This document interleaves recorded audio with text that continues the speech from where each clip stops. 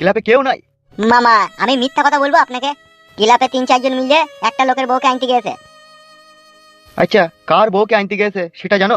সেটা তো জানি না মামা, একটা ছেলে একটু কান্নাকাটি করছিল, তারই বউকে আনতে গিয়েছে। আচ্ছা, ছেলেটার নাম কি ফুটু? হ্যাঁ ওই রকমই হবে, ফুটু না গুতু যা হোক কি নাম। কেন মামা কোনো অসুবিধা হয়েছে? তাহলে বলেন, আমরা ওরা এলি পারে বলে দেবো। বলছি ছেলেটার সাথে কজন গেছে? মামা আমার মামা গেছে, আর ক্লাবের 2 জন সদস্য গেছে, আর সেই ছেলেটা গেছে, 4 জন গেছে। বেশ ঠিক আছে।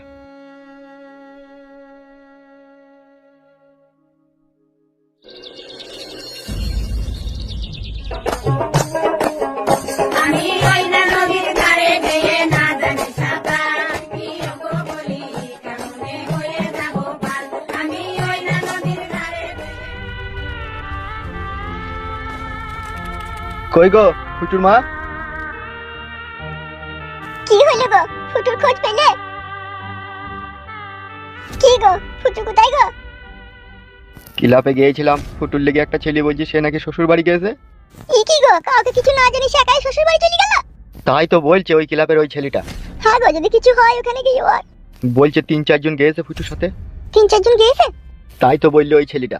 হ্যাঁ গো, তাহলে এখন কি হবে গো? কি আর করবো গিন্নি বলো, শালা বৈদুটা যে আমার বউ পাগলা হয়েছে, তার কি করার আছে।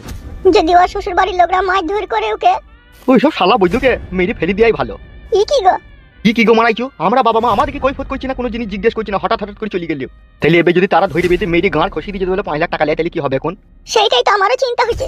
শালা খান কি ছেলেকে বুঝিয়ে পারলাম না। তা আমাকে কিসে লেগে রাজ দিছো হে? তোমাকে বকাই না, তোকে কেলাবো না এলেকুনি আবার। নিজে ছেলে দোষ করছে দেখুন, আমাকে কেলাবে। মাং মারানি ভূতা কপাইলে মাকে ছেলে শাসন করতে পারে না। এই আর কত দূর রে বনা তুই শ্বশুর বাড়ি? এই তো চলেই কি তো মরুভূমি ভাই। ওই দেখো ওই বাড়িটা, দুটো পেঁপে গাছ লাগানো, দেখতে পেয়েছো ওই বাড়িটা? বেচ চ হাট।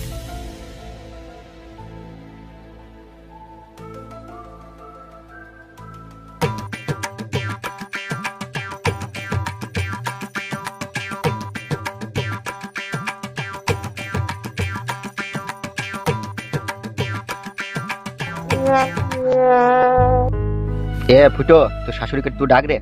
তুমি ডাকো ভাই, তুমি ডাকো। আমাকেই ডাকতে হবে? ওই জন্যই তো তোমাকে সাথে করে আসা, তুমি ডাকো, যা বলবার বলো। বেশ ঠিক আছে, তোমরা ওই চৌকির উপরে বসো। বেশ বলছি। বলছি বাড়িতে কেউ আছেন নাকি? জোরে ডাকো মারা, ফিস ফিস করে ডাকলে শুনতে পাবে। বকছিস কেন তুই? বেলা বেলা। কই গো, কেউ আছো নাকি? যদি একটুকু বেরিয়ে আসতে খুব ভালো হইতো। কি ব্যাপার, কাকে চাই? চাই তো এখন আপনাকেই। আপনার নামটা যেন কি? আমার নাম নারিয়া বেগম। বাহ, খুবই চমৎকার আর মিষ্টি নাম আপনার। তো নারিয়া বেগম বিয়ান, তা আপনি যে কাজটা করছেন কাজটা তো অতি খারাপ কাজ। দেখো আমাকে ভালো মন্দ বুঝাতে হবে না, ঠিক আছে? ভালো মন্দ বুঝে বুঝে আমার বাল শুধু পেকে গেছে। নারিয়া বেগম বৌদি, আপনার এই রূপ চেহারা দেখে মনে হচ্ছে আপনি খুব জ্ঞানী গুণী বিটি ছেলে, কিন্তু এই সামান্য জিনিসটা আপনি বুঝতে পারছেন না। আপনার এই জামাই আপনার বিটিকে ছাড়া এক মুহূর্ত সে থাকতে পারছে না, আর এইরকম সোনার টুকরো জামাইকে আপনি পায়ে করে লাত মেরে ফেলে দিচ্ছেন। শুনুন, আমি আপনাদের কাছে কোনো উকালতি ওর বিষয়ে শুনতে চাই না। ও জামাই নামে কলঙ্ক, ও পুরুষ নামে কলঙ্ক। ও আমার বিটিকে রাত 12টা একটা সময় 2 ঘন্টা 3 ঘন্টা থেকে সমানে মেরেছে। তাকে চাকি রাতে ভাত খেতে দেয়নি। বিটি আমার সব বলেছে, বিটি আমার এও বলেছে ওর ভাত আর ও খাবে না। এ কি বলছেন আপনি? এত বড় জুলুম করেছে আপনার মেয়ের উপরে? আমার কথা যদি বিশ্বাস না হয় ওকে জিজ্ঞেস করে দেখুন। কি রে ফুটো, এ তো শাশুড়ি কি বলছে? দেখো মরুভূমি ভাই, আমি মানছি আমার বউকে আমি মেরেছি, আমি গাল দিয়েছি, ঠিক আছে? তবুও তো আমি তার কাছে ক্ষমা চাইছি না চাইনি বলো? তা ক্ষমা চাইছিস তারও পালিয়ে এলো কেন? ওই তো আমার শাশুড়ি টেনে ছেঁচড়ি দেখে এলো এইরো। নারিয়া বেগম বিয়ান, এটা কিন্তু অন্যায়। জামাই তো আপনার ক্ষমা চেয়েছে আপনার বিটির কাছে। এই তুমি আমাকে কোনটা আগে বলবে সেটা ঠিক করে নাও তো। বিয়ান বলবে কি বৌদি বলবে, কোনটা বলবে তুমি? নদীতে ঢেউ ছাড়া জল ওঠে না, ভোমরা না এলে ফুল ফোটে না, তুমি না আসিলে ভালো না বাসিলে এ দেহে প্রাণ থাকে না। কি জাদু করিলা, জমাই তোমার বিটিকে ছাড়া থাকতে পারছে না। তাই হোক বাড়া, আমি ওর কাছে কি নাকি বলি দেবে, মেরি গাঁড় ভেঙে দেবে। এবার দেখ, নাম কি আপনার? ভালো নামটা বলবো? নাম আবার কটা হয় একটা মানুষের? হয় সময় কারণে 3-4টি নাম হয়, তবে ভালো নামটাই বলছি, যে নামটা তোমার খুব পছন্দ হবে। নাম আমার মরুভূমি। মরুভূমি আবার কি নাম? মা গো, ওই নামে আমরা ওকে ডাকি, ওইটাই ওর নাম। এই মান মুখ ছোড়া, তোকে কথা বলতে বললাম আমি? বলেন কি? ঠিকই বলিস বিয়ান তুমি, আপনার জমাই একটা আস্ত মাং মুখ ছোঁড়া। না হলে যেই ঘরে আপনার মতো সুন্দরী রূপবতী শাশুড়ি আছে সেই ঘরের মেয়েকে কিনা ও মেরিছে, ওর মতো গাধা আছে তাহলে আর। কি সুন্দর দেখতে আপনি, ডাগর ডাগর চোখ আপনার, চুলের মধ্যে খোপা, পরনে লাল শাড়ি, আবার অরেঞ্জ কালার ভিসিয়ার। সো বিউটিফুল লাগছে তোমাকে। শোনো মরুভূমি, শুধু তুমি বলছো তাই, তাও আমার স্বামী আসুক, আমি ভেবে দেখবো ওর সাথে পাঠাবো কি না পাঠাবো, তারপরে সব কথা আলোচনা হবে, ঠিক আছে? মাঝখানে যখন আমি আছি না, এভরি ডোন্ট মাইন্ড। তোমার মেয়ে মানে আমার মেয়ে, আর আমার মেয়ে যদি কিছু হয় ফটো, তাহলে তোর বাঁচা বাঁচি দূর ভরসা রে। আপনি আমার আব্বার মতো, আপনি যা বলবেন তাই হবে, আপনার কথা চুল ভরে এদিক ওদিক হবে না আব্বাজান। চুপ শালা খানকির ছেলে। শালা আমার ছেলে হলি তো এই কাজ করতে পারতেন?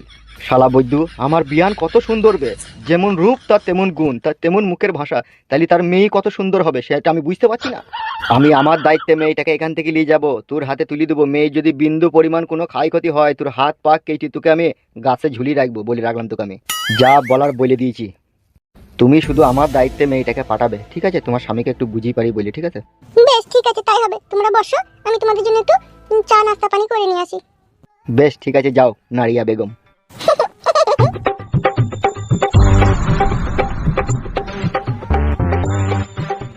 বে মরুভূমি, তোর কথার মধ্যে কেমন একটা ঘাবলা ঘাবলা ভাব, বুঝতে পারলাম।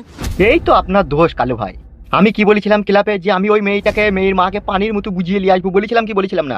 হ্যাঁ তা তো বলেছিলে, কিন্তু এখন তো দেখছি তোমার ওই শাশুড়ির সাথে কুং কাং করার প্ল্যান। মানুষকে না পটাইলে কোনো কাজ হয় না, বুঝলি বোনা? ঠিকই বলছে, মরুভূমি ভাই ট্যালেন্ট আছে, কিভাবে পানির মতো বুঝিয়ে দিল। বেশ এখন চুপ, এখন ওসব কথা বাদ দে, এখন মেয়েটাকে কোনো রকম লিখে দিতে পারলি জানটা বাঁচে, তাহলে কোনো স্বামী লেগে অপেক্ষা করতে হবে নাকি? হ্যাঁ, সে হারাম খোরটাকেও তো একটু বুঝাইতে হবে, নাহলে হচ্ছে না। তাহলে সে হারাম খোরটা আসুক, ততক্ষণ আমরা একটু বসি। হ্যাঁ, বসতে তো হবেই। হ্যাঁ বলো আমার জান, বলো। আমার একবার বিয়ে হয়েছিল বলে তোমার সাথে যদি আমার বিয়ে হয়, তুমি আমাকে কখনো কোনোদিনও খোঁটা দেবে না তো? কি জি বলো আমার মাংকু শোনা তুমি। এই দেখো, আমি চোখ ছুঁয়ে বলছি, আমি কখনো কোনোদিনও ভাববো না কি তোমার বিয়ে হয়েছিল। আমি আজও জানি তুমি আই বড় মেয়ে, কালকেও জানবো তুমি আই বড় মেয়ে। সত্যি? হ্যাঁ গো আমার মাংকু শোনা, সত্যি সত্যি সত্যি। কত স্বপ্ন তোমাকে নিয়ে, জানো আমার। কত বলো? আমার এই কুঁড়ে ঘরে তুমি আমার বউ হয়ে, দুই পায়ে নুপুর পরে ঘরের ভিতরে ঝুমুক ঝুমুক করে তুমি হাঁটবে, আর আমি তোমায় পেছন দিয়ে জড়িয়ে ধরে তোমায় আদর করব। সত্যি প্রদীপ, তুমি আমায় এত ভালোবাসো? হ্যাঁ গো আমার প্রাণ প্রিয়সী জানে রঙ্গিলা, না হলে তুমি দেখো 5 বছর তোমাকে ভালোবেসে আমার চোখের সামনে তোমার বিয়ে হয়ে গেল, আর সেই তুমি স্বামীর ঘর করে এসে আজকে আমার কোলে মাথা রেখে শুয়ে আছো। তাহলে আমার কত ভাগ্য ভালো বলো তো, হারিয়ে যাওয়া প্রেমিকাকে আবার আমি ফিরে পেলাম। শুনো জামাই থাকা কুকুর বেটা, আর 2-3টে পার্টির লোক এসে রঙ্গিলাকে লিখতে। কেন রঙ্গিলা তো যাবে না, ভাত খাবে না, তাহলে লিতে আসার কি দরকার ছিল? সেইটাই তো, এখন কি করব কিছুই তো বুঝতে পারছি না। আর রঙ্গিলা কোথা? সে প্রদীপের সাথে একটু দেখা করতে গিয়েছে গো। তুই মাকে বিশাল বুদ্ধ, এ কোনো বিয়ে শাদী কিছুই হলো না, তুই পর পুরুষের সাথে রঙ্গিলাকে দেখা করতে পাঠাচ্ছিস কেন? এ ফাদা কুকু, বি করবি তো সেটাকে? মাং মারানিকে না বদাম করে মারবো। এই ইয়ার কপালি চুদি, তুই খানকি মাগি যত লষ্ট গুড়ের খাজা। এ ফাদা কুকুর বেটা, তোমার কিস লাগি দোষ দিছু? মারবো খানকিকে কোনি আবার। খানকি মাগি মেয়েটাই তোর লেগে খারাপ হয়েছিল, মেয়েটা তুই জমায়ের কাছ থেকে ছাড়পত্র লিলি না, আবার একটা পর ছেলের সাথে তাকে দেখা করতে পাঠাচ্ছিস। হ্যাঁ, এই সমস্ত কথাগুলো যদি সমাজের লোক জানতে পারে, আমাদের সমাজে জাকাত ভালো মাগি। ও তাইলে এখন যত দোষ আমার নাকি? ফিদা কুকুর বেটা, মোটা মোটা গাট গাট টাকা তো ইনকাম করে নি ঘরে রাখতে পারলি না, যে বিটিটার ভালো জায়গায় বিয়ে দেবো, আর সেই বিটি তার নিজের পছন্দের একটা ভাতার খুঁজে লিখতে খুঁজলে, তা তুই আবার তো এরকম করছিস কেন রে পরের মতো? তাহলে লিতে এসে তাহলে পাঠিয়ে দিগা। পাঠাবো কি এমনি এমনি? একটা ফয়সালা করব তারপরে পাঠাবো।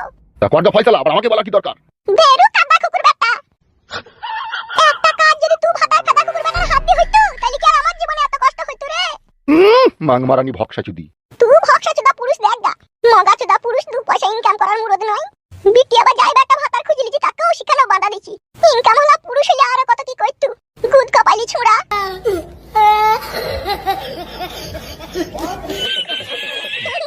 এই সবই তোমার ভাগ্য, আর এই ভাগ্য শুধু তোমার জন্য ভগবান আমাকে লিখে দিয়েছে আমার কপালে।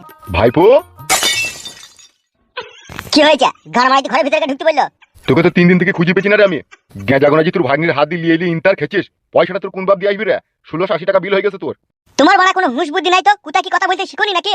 অত আমার শিকার দরকার নাই, এ মাগি ফাগিলি ফুর্তি ফাতা যা করছিস কর, পয়সাটা যেন দিয়ে আসবি। কাকে বড় মাগি বলছো তুমি? এ আমার বউ যে বিয়ে করবি জি কামে।